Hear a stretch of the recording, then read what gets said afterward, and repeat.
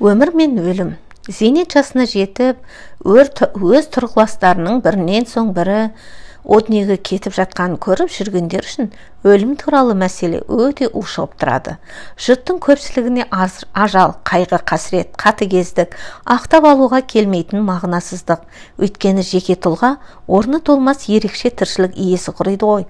Сондықтан адамдар да қай заманда да ажалсыздықты, мәңгі бақилықты аңсады. Оған жетудің амал айласын іздестірді. Ал өлмес өмір деген не? Жарайды, адам ажалсыздық дейік. Ал сонда егер кез келген мүмкіндік шексіздікке ұласса, күш-жігерді бекерге рәсуа етудің керегі не деген ой тумай ма? Адам да өзін және тіршілігінің мән мағынасына талмай іздеп, тер төгуден тартынып қалады ғой. Грекияның өлмейтін құдайларының іштері пысып, еріккеннен не бүлдіргендерін мифологиядан мәлім. Өлім жетімнің белең алуы, келешекте құрып кету қатері адамзат баласын мына өмірден мән мағына бар ма деген мәселелерді ұғынуға жетелейді. Өмірдің мәнділігін, далбаса еместігін қуаттап, оны ұзарта түсуге ұмтыла отырып, біз тек биологиялық ғұмырды ғана шынымен ұзатып қоймай, сондай-ақ моральдық тұрғыдан да ажалдың бетін қайтара аламыз. Осынау күрделі мәселе әрқашан адамның алдынан кесек көлденең шыға береді. Ежелгі дүние философы Эпикурдың өзі өлім үрейі адамзат тақсіретінің негізгі көздерінің бірі деп пайымдайды. Адам кемелдік кезеңінің соңына таман бұл мәселеге өте таяу келеді. Бұл үрейді менің ойымша мынандай тәсілдерді арқылы еңсеріп шығуға болады. Бірінші, жанның мәңгі бақилығына сену арқылы.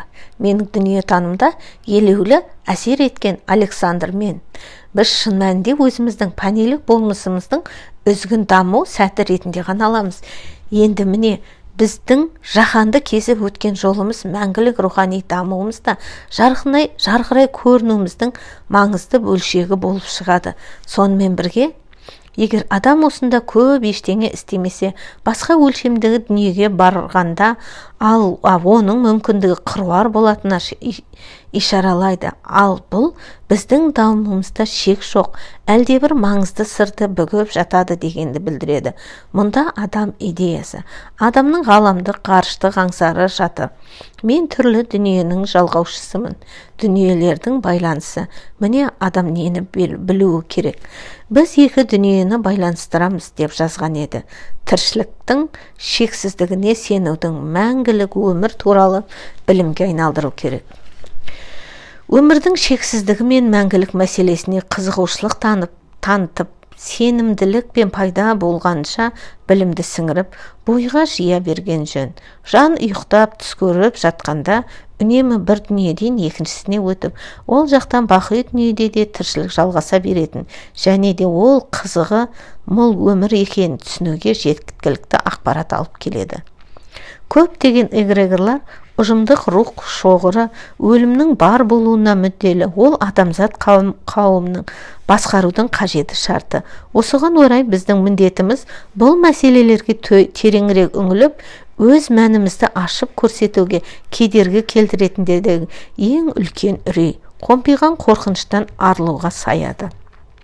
Екіншіден, өлім қорқыныштан құтылар, жер бетіндегі өмірді ұзарту арқылы оның сесін қайтару керек. Өмірді ұзарту мүмкіндікті жүзеге асырудың басқа сатысына көтеріліп, жазмыш түсінігін одан әрі жетілдірумен, жаңа міндеттерін шешумен етене байланысты. Осылайша кемелдіктің екінші және үшінші келесі сатыларына көтерілуге болады.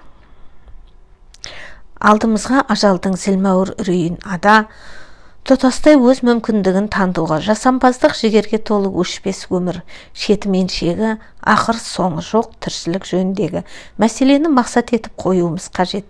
Сондықтан бұлыңғыр болашақтың қамы үшін бір сәттік өкінішті пайымдардың соңынан далақтап жүгірмей-ақ, кез келген идея мен жоспарды жүзеге асыруға, демек өзіңе әдетті де адамгершілікті іс қылу мүмкіндігін тартуға болады. Шынайы адамгершілік қылық нақ осы мәңгі бақилық рухымен жасалады. Бұдан да әрі баруға болады.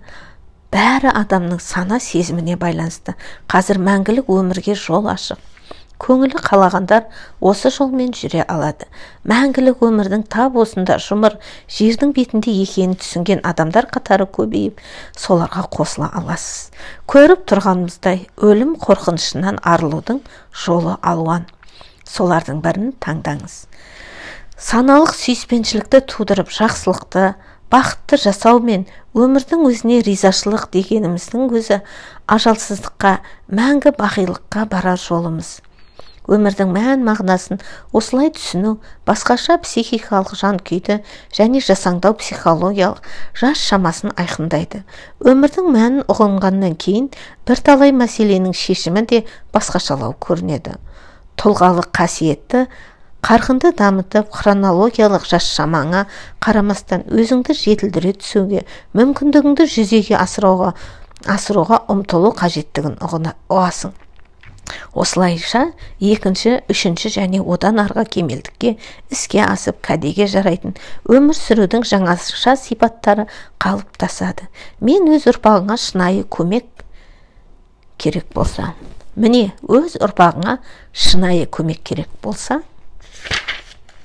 осы тараудың бас жағында мен рухани немесе теңдік тұрғыдан ажалсыздық мәселелерін өзіміздің шеше алатынымызды әркім жете түсіну үшін Құдаймен әңгімелесу кітабында әдейі үзінді келтірдім.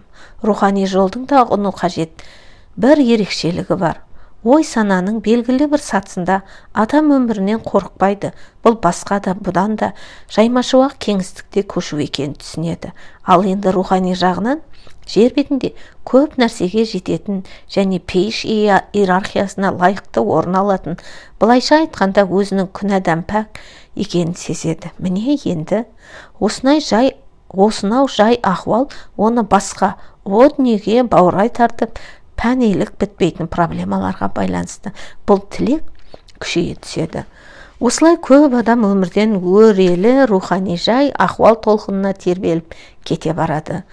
Өрімде жастар өмірде де егде тартқан жандарда, олар жай әшейін пәни тірліктен, жер бетіндегі ләззат алудан, бұл жалғанның міндеттерінен жалығып бітеді.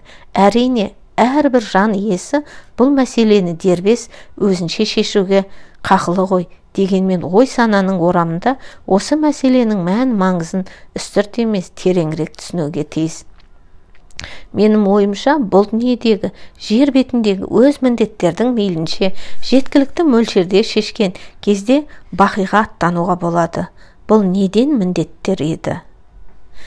Ғарыштық сананы дамытып, оны шаттық пен бақытқа толы өмірге де жүзеге асыру. Махаббатты жарқырата ашып, төңіректегі адамдардың бәрімен мейірімге, сүйіспеншілік пен құрметке суырылған қарым қатынас орнату, жер мен көкті махаббатқа толтыру. Өз тәніңе сүйіспеншілікпен қарап, мәңгілік өмірге барар жолмен мүмкіндігінше алысқа ұзап, қиырға жетелеу. Көпірме және көл көсірі сөздерден тартынбаңыз. Өзіңіздің ауқымдылығыңызды сезінетін және солай дәурен сүретін кез келді. Міне осынау міндеттер орындалған кезде алаңсыз кете беруге болады. Ал сол кезде басқа жалпы осы кетудің қажеті бар ма деген ой келуі мүмкін. Кемелдік сатысында, әсіресе екінші кемелдік кезеңінде адамдардың мүмкіндіктері шынымен шексіз екенін сезіну қажет. Геронтологтар адам ғұмырының және одан да көп жылдарға жететіні туралы айтады. Қасиетті кітаптардағы әпсаналар мен оқиға желілері адам 1000 жылға шейін, яғни біздің тілмен айтқанда мәңгілік өмір сүретін арқау етеді. Ауру сырқаудан арылып, ағзалар мен дене мүшелерінің жұмысын жөнге келтірудің, денсаулықтың жай күйін жақсартып, тіпті пәни ғұмырды бірнеше есе ұзартатындай етіп, тәнді жасартудың толып жатқан психофизикалық және рухани әдістемелері бар. Адам мүмкіндігін қабілет-қарыммен жарқырата ашудың көптеген таңғажайып мысалдары мәлім. Осының бәрі адам алдындағы жолдардың ашық екенін аңғартады. Қартаю үдісі тек физикалық дүниеде байқалады. Оның қалай өрбейтінін адамды мысалға ала отырып қарастырайық. организмнің микроәлемде уақыт 100 есе жылдамдықпен өтуге тиіс. Нақ осының арқасында организмнің жаңаруы жүріп жатады. Бөлшектер неғұрлым тезірек туып, жетілген және өлген сайын бүкіл тәннің жасару үрдісі соғұрлым шапшаң жүреді. Қартаюдың үрдісі микроқұрылымдардан басталады. Олар өзі тәрізділерді туындатуды тоқтатып, организмдерге қордалана береді. Мұны қартайтып жібереді. Микроәлемдегі үрдістеудің баяулары оларды бытыратып, әрі организмді құртып тынады. Ауқымды кеңістікке бұл үрдістер реттеледі деп бақылауға алынады. Неге адам осының өзінің микроәлемінде істей алмады? Өйткені өз микроәлемінен өзара әрекеттесуге мұршасы жетпейді ғой. Организмді жасарту үшін микроәлемді уақыттың үдемелі жылдамдығымен қолдану керектігін ескере отырып, белсенді де алуан түрлі тұрмыс салты, жоғары жиілікті, яғни аштықпен, шаттықпен, бақытқа, сүйіспеншілікке толы сезімдермен ойлардың екпінді қарқынын организмнің жап-жас қалпына қалуына мүмкіндік береді деп пайымдауға болады. Оптимистік ауаны мол, көңілі көтеркі адам өзі аз ауырып, ұзақ өмір сүретіні баршаға белгілі. Осы ілімдерді игеріп, салауатты тұрмыс салтына психикалық және рухани дамып жетілуге бет бұру қажет. Бұл екінші кемелділікке өрлеуге қажет іргетас қалайды. Өйткені дене, мығым, тән сау болмаса, кемелдіктің келесі сатысы жөнінде сөз қаузаудан пайда жоқ. Өлімнен қашудың керегі жоқ, өмір сүруге ұмтылу керек. Мұндай мүмкіндіктерге сеніп, алға қойған ерінбей жалықпай, сол жолмен алға жүре берген жөн. Менің жанды мысалым бар. Ол жасы 70-ке келген маман. 1 жыл бұрын ол өзін күтіп баптауды бастады. Талай ауру сырғаудан арылды.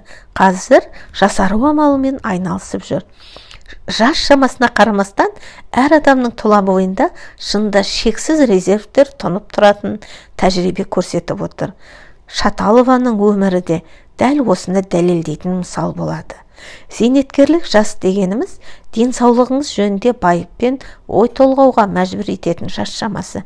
Әдетте осы жасқа жеткенше тұлға бойға қималы проблемалар шоғыры қордаланады және жанды қиып тығырықтан шығар жол іздеуге мәжбүрлейді. Шығар жол әрқашанда табылады, тек ерінбеу керек.